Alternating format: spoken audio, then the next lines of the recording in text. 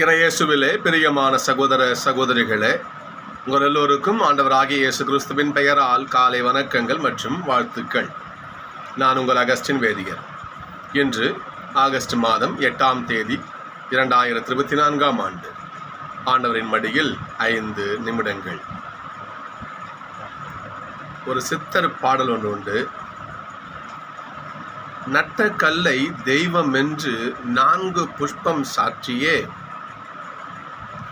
சுத்தி வந்து மொனமொனென்று சொல்லும் மந்திரம் ஏனடா, நட்ட கல்லும் பேசுமோ நாதன் உள் இருக்கையில் என்று பாடல். ஒரு கல்லை நட்டு வச்சு அதற்கு பூ போட்டு பூஜை புனஸ்காரமெல்லாம் செஞ்சு சுற்றி வந்து மொனமொன மந்திரம் சொல்லி இதெல்லாம் தேவையில்லை. அந்த கல் பேசுமா? அதுதான் கடவுளா? இப்படி செய்த அந்த கடவுளுக்கு ஏற்புடையதாகுமா? ஆகாது. எப்பொழுது அந்த கடவுள் உன் உள்ளத்திலே வாசம் செய்கின்ற பொழுது இதெல்லாம் தேவையில்லை. வெளி அலங்காரங்களை கடவுள் விரும்புவது கிடையாது. அது அவருக்கு தேவையும் கிடையாது. திருவெளிப்பாட்டில் இவ்வாறு வரும், நான் உன் வாசல் நின்றுட்டு இருக்கிறேன், நீ கதவை திறந்தா நான் உள்ளே வந்துடுவேன்.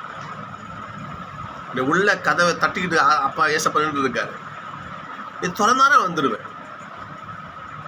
இப்போ பவுல் சொல்லுவார், வெளி சடங்கு சம்பிரதாயத்தால் கடவுளுக்கு ஏற்புடைய பிள்ளையாக ஆக முடியாது. விருத்த சேதனம் இதெல்லாம் தேவை கிடையாது. கடவுளை உள்ளார நம்புகின்ற பொழுது, அதனால தான் ஒருத்தவன கடவுளுக்கு ஏற்புடையவன் ஆக முடியும் என்பது பவுலுடைய கூற்று. சரிங்களா? இந்த கருத்தை தான் நாம் இன்னைக்கு தியானிக்கவிருக்கிறோம். கடவுள் வாழ்கின்றது உள்ளத்தில், வெளியே கிடையாது. எனவே உங்களுடைய உள்ளத்தை தயார்படுத்திக் கொள்ளுங்கள். அந்த உள்ளத்திலே ஆண்டவர் யார் என அடையாளப்படுத்திக் கொள்ளுங்கள். அந்த உள்ளத்திலே கடவுளை குடி வைத்துக் கொள்ளுங்கள். இதுதான் இன்றைக்கு திருச்சபை நமக்கு கற்பிக்கின்ற ஒரு போதனை. அற்புதமான வாசகம், நற்செய்தி வாசகம். இன்னைக்கு ஒரு குழந்தை கதை வச்சுக்கோமே. அந்த குழந்தைகிட்ட போயிட்டு, அந்த குழந்தை நம்மள சின்ன பிள்ளை பத்தக்காரன்னு பேசும். அந்த குழந்தைகிட்ட போயிட்டு அப்பா போய் கேட்பாரு, நான் யாருன்னு சொல்லு. அந்த குழந்தை அப்பா அப்படின்னு அந்த 3 எழுத்து சொல்லிடுச்சுன்னா ஒரு தகப்பனுக்கு வருங்க சந்தோஷம். ஐயோ என் பிள்ளை அப்பான்னு சொல்லிடுச்சு. அம்மா போய் எப்பா நான் யார் சொல்லு, அம்மா அது சொல்லிடுச்சுன்னா போதும், பெற்றவளுக்கு வரும் பாருங்க சந்தோஷம். என் பிள்ளை என்னை யாருன்னு சொல்லிடுச்சு, என் பிள்ளைக்கு என்ன அடையாளம் தெரிஞ்சிடுச்சு, என் பிள்ளை கொஞ்சம் புத்தி வரும் தெரிஞ்சிடுச்சு என்று. உண்மையா இல்லையா? இந்த வீடியோவை பார்க்கின்ற பல இந்த தாய் தகப்பனாக இருந்திருப்பீங்க இல்லையா? பல திருமணம் வந்திருக்கலாம், சந்தோஷம், பரவாயில்ல. அப்படி திருமணமான அந்த உள்ளங்கள், நான் சொல்கிறது மெய்யா பொய்யா உங்களுக்கு தெரியும். அப்போ தன்னை யாருன்னு தன் பிள்ளைகள் அடையாளம் கண்டுகொள்கின்ற அந்த நிகழ்வில் ஒரு தகப்பன் எவ்வளோ மகிழ்ச்சி அடையும்.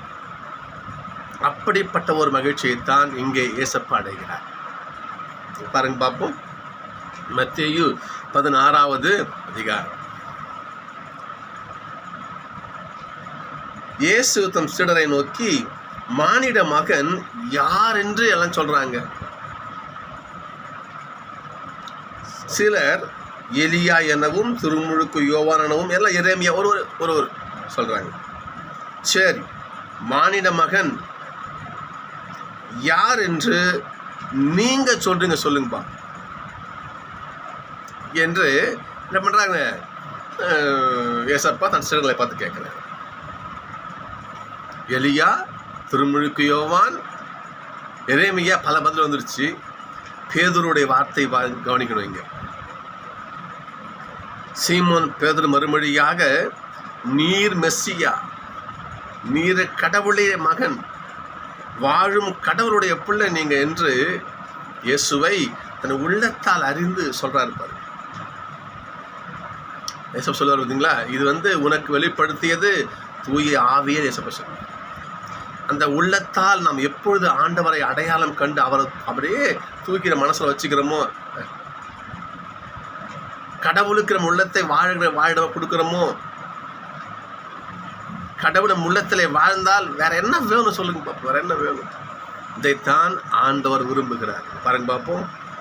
உன் பெயர் இனிமே உன் பெயர் என்னது? பேதுரு. பேதுரு என்றால் அந்த எபிரேய மொழிக்கு பாறைன்னு அர்த்தம். தெலுங்குல ராயினா பாறைன்னு அர்த்தம். அதான் இவருக்கு ராயப்பர் பேர் வந்துச்சு. சரிங்களா? அது எக்ஸ்ட்ரா கோர்ஸ் செய்தி இது, அதை விட்டுருங்க. இதை கவனிப்பை பாருங்க பார்ப்போம். யோனாவின் மகனான சீமோனே நீர் பேறு பெற்றவன், ஏனெனில் எந்த ஒரு மனிதரும் உனக்கு இதை வெளிப்படுத்தவில்லை, விண்ணக தந்தையை உனக்கு இதை வெளிப்படுத்தியிருக்கிறார். ஏசப்பாவை எல்லாம் என்ன பண்ணாங்க? மனுஷனாக தான் பார்த்தாங்க. ஆனால் பேதுரு சொல்றாரு பாருங்க, நீர் மெஸ்ஸியா, வாழும் கடவுளுடைய பிள்ளை நீங்க. இதைத்தான் புதிய ஏற்பாட்டு மன்னிக்கணும் பழைய ஏற்பாட்டிலே தந்தையானவர் விரும்பினார். இதுக்கு என்ன பண்ணாங்க? குல முதுவர்கள், இறைவாக்கினர்கள், அரசங்க எல்லாம் வந்தாங்க, நீதித்தலைவர் வந்தாங்க. வந்து ஏசப்பா யாவே ஆண்டவரை வணங்கு, அவர் கும்பிடு, அவர்களெல்லாம் செய், அவர் பாதையில் அவர் பின்னாடி போ, அவர் கரம் படிச்சு நாடா, ஏதோ சொன்னாங்க. அதை இவங்க கேட்டாங்களா? அப்பா அவர் முடிவு பண்ணிட்டாரு. எதுக்கு கூட சொல்லி சொல்லி சொல்லி சொல்லி இங்க பாருங்க, இனி உங்களுக்கு யாரும் கற்பிக்க மாட்டார்கள், உங்கள் உள்ளத்தால் என்னை அறிந்து கொள்ளுங்கள். உள்ளத்தால அறிந்து கொள்ளுங்கள். எனக்கு அர்த்தமான ஒரு காதல் பாட்டு ஒன்று ஞாபகத்துக்கு வரும். 2 மனங்களும் எப்படி ஒன்று இணைந்து பாருங்களேன். எப்படி அந்த அளவுக்கு ஒரு 2 உயிர்கள், 2 உடல்கள், 2 நபர்கள் எப்படி அந்த அந்த அன்பை எப்படி ஒரு கவிஞர் சொல்கிறான் பாருங்க பார்ப்போம். விழியில் விழுந்து இதயம் நுழைந்து உயிரில் கலந்த உறவு நீன்னு சொல்லுவார். விழியில் விழுந்து இதயம் நுழைந்து உயிரில் கலந்த உறவு, விழியில் விழுந்து இதயம் நுழைந்து உயிரில் கலந்த உறவே. இந்த பாட்டு ஏன் இந்த மாதிரி நம்ம ஆண்டவரை உயிரில் நம்ம ஏந்தக்கூடாது? அவர் யோசிச்சு பாருங்க. அப்போ ஆண்டவரை பார்க்குறோம், விழியில் விழுறாரு, இதயத்தை நுழைப்புமே அவரை நுழைத்து ஆண்டவரை, தூய ஆவியான இறைவனை, ஏசப்பா ஏன் உயிரில் ஏன் கலக்கக்கூடாது? முதல் வருஷம் சொல்றாரு பாருங்க, இனிமேல் என்னுடைய கட்டளைகளை உங்கள் இதயத்தில் பதிப்பேன். உங்களுடைய இதயத்தில் பதிப்பேன் நான். வார்த்தை படிக்கிறேன் பாருங்க. இனிமேல் என் சட்டத்தை அவர்களுடைய உள்ளத்தில் பதிப்பேன், அவர்களது இதயத்தில் அதை எழுதி வைப்பேன். நான் அவர்களுடைய கடவுளாய் இருப்பேன், அவர்களின் மக்களாய் இருப்பார்கள். இனிமேல் எவரும் ஆண்டவரை அறிந்து கொள்ளும் என தமக்கு அடுத்திருப்பவருக்கோ சகோதரர் கற்பித்து தர மாட்டாங்க, கற்பிக்க மாட்டாங்க, சொல்ல மாட்டாங்க. நீயே உணர்ந்து கொள். அவர்கள் பெரியோர் முதல் சிறியோர் வரை அனைவரும் என்னை அறிந்து கொள்வர் என்கிறார் ஆண்டவர். இனிமேல் நமக்கு யாரும் கற்பிக்க மாட்டாங்க. நாமே உள்ளார்ந்த அன்போடு ஆண்டவரை ஏற்றுக்கொள்ளுகின்ற பொழுது அதற்கு கிடைக்கின்ற பலன், பரிசு மிக மிக அதிகம்.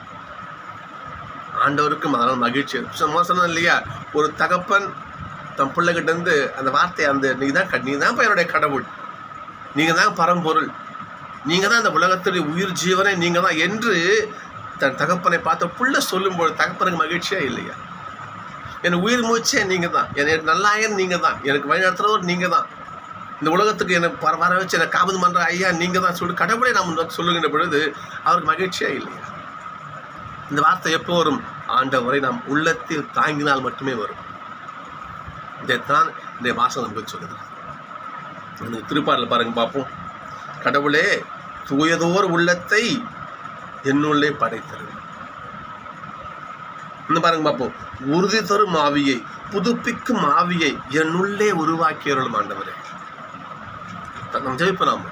அந்த எப்படி பேதுரு தன் உள்ளத்தால் அடையாளம் கண்டு இயேசுவை மெஸ்ஸியா என அறிக்கையிட்டாரோ, கடவுளுடைய புள்ள நீங்கன்னு அறிக்கையிட்டாரோ, அதே போல நாங்கள் இந்த உலகத்தின் உயிர் நாடியே நீங்கள் தான், இந்த உலகத்தோட அச்சாணி நீங்கள் தான், எங்களுக்கு இந்த மூச்சு காத்த கூட கொடுக்குற பரம்பொருள் நீங்கள் தான் என்று நாங்கள் உம்மை அடையாளம் கொண்டு உம்மை எங்கள் இதயத்திலே பதித்து வைக்க அருள் வேண்டும். அவர் ஜெபிப்போம். நிச்சயமாக கடவுள் அந்த அருள் நமக்கு கொடுப்பார்.